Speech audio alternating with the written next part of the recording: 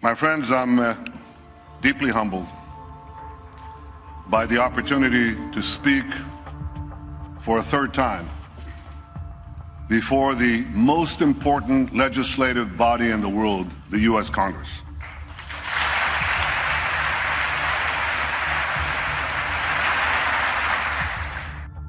Now the Lord had said unto Abram, Get thee out of thy country, and from thy kindred, and from thy father's house, unto a land that I will show thee. And I will make of thee a great nation, and I will bless thee, and make thy name great. And thou shalt be a blessing. And I will bless them that bless thee, and curse him that curseth thee. And in thee shall all families of the earth be blessed. I know that my speech has been the subject of much controversy. I deeply regret that some perceive my being here as political. That was never my intention.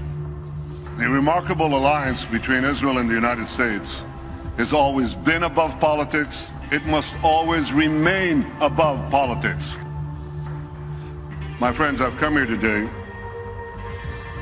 because as Prime Minister of Israel, I feel a profound obligation to speak to you about an issue that could well threaten the survival of my country and the future of my people.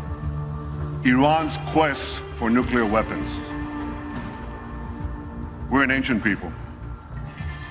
In our nearly 4,000 years of history, many have tried repeatedly to destroy the Jewish people.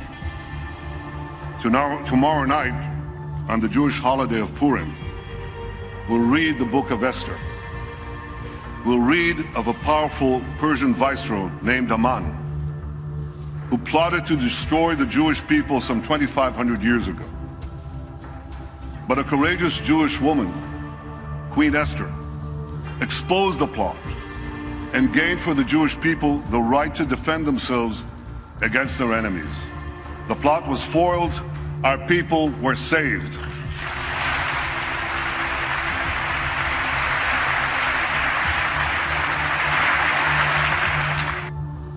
Wherefore they called these days Purim, after the name of Purim. Therefore were all the words of this letter, and of that which they had seen concerning this matter, and which had come unto them, the Jews ordained and took upon them, and upon their seed, and upon all such as joined themselves unto them, so as it should not fail, that they would keep these 2 days according to their writing, and according to their appointed time every year.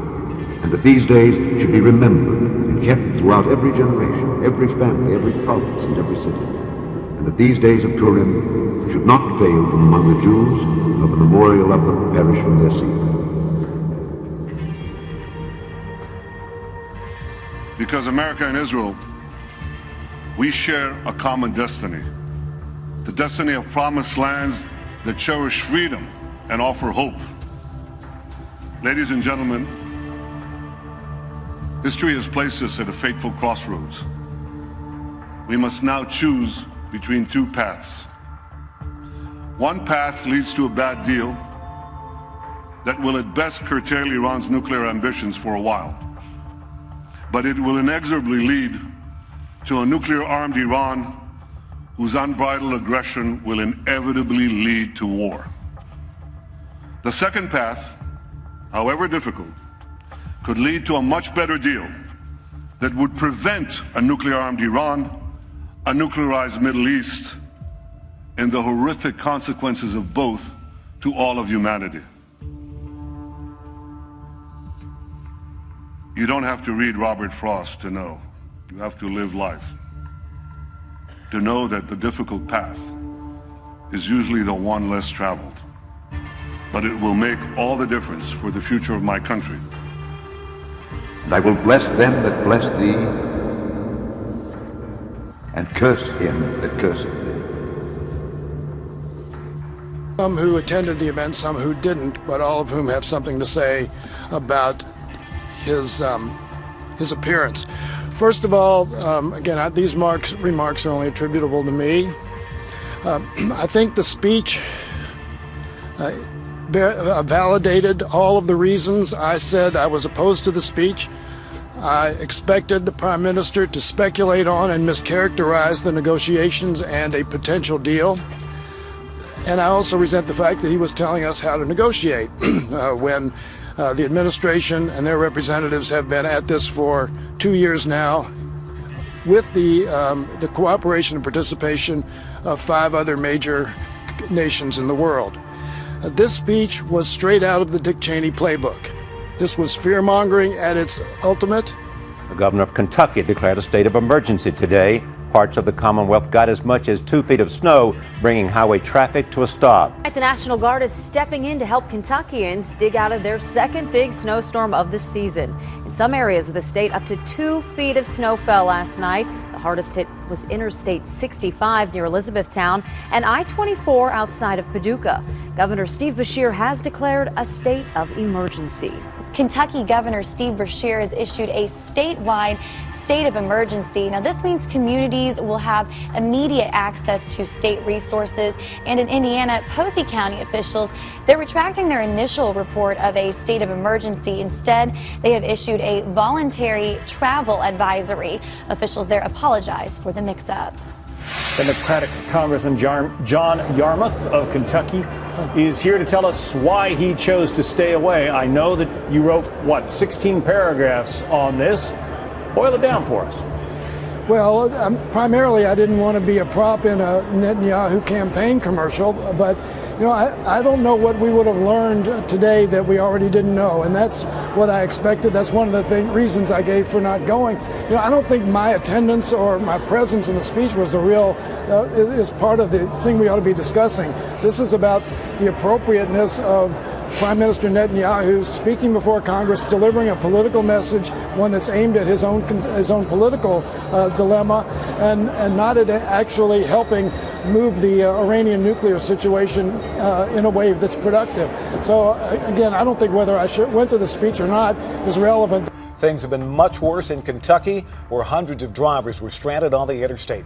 Kentucky's governor declared a state of emergency, calling in the National Guard to help rescue folks.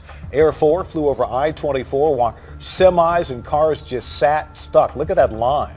What I objected to was the fact that he pulled out the Dick Cheney playbook, used fear-mongering, made statements that are totally unsupportable, but sound great, like this agreement, which doesn't exist yet, by the way, this agreement would pave the way to a bomb, that nuclear war is inevitable if we do this. Those are again, scaremongering tactics that don't advance the dialogue.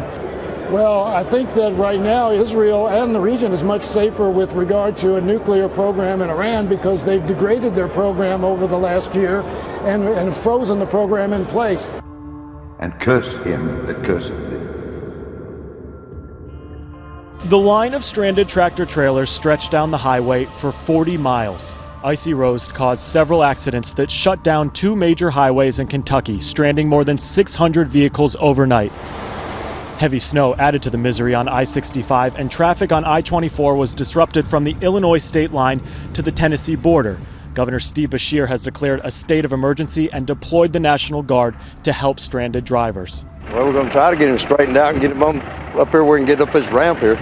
Rick Tatum started towing vehicles off I-24 at 4 this morning. This is our probably the 14th one for today. 14th you've pulled out? Yeah. Travelers, some stuck for more than 12 hours, used social media to ask for help or air their frustration. Mark Mitchell was stranded on I-65 for 19 hours. It made for a very long night. Some of the truck drivers have been actively walking up and down the highway, handing out water and food, and it was a very, very cold night. This tour bus carrying a Christian musical group was headed to Missouri for a performance when they got stuck. I am almost up to my knees in snow right now. Jonathan Chu, a violinist in the group, documented their ordeal. We had a plow come through here just a minute ago, and we're all kind of just waiting for the next steps.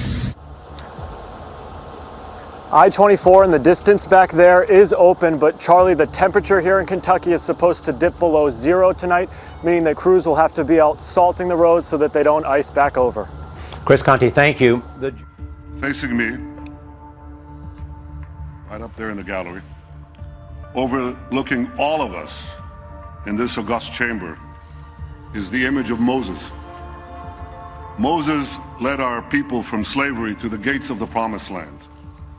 And before the people of Israel entered the land of Israel, Moses gave us a message that has steeled our resolve for thousands of years. I leave you with his message today. Chizku v'imtzu, al tiru ve'al ta'arzu mipnehem. Be strong and resolute, neither fear nor dread them. My friends, may Israel and America always stand together, strong and resolute. May we neither fear nor dread the challenges ahead. May we face the future with confidence, strength, and hope. May God bless the state of Israel, and may God bless the United States of America.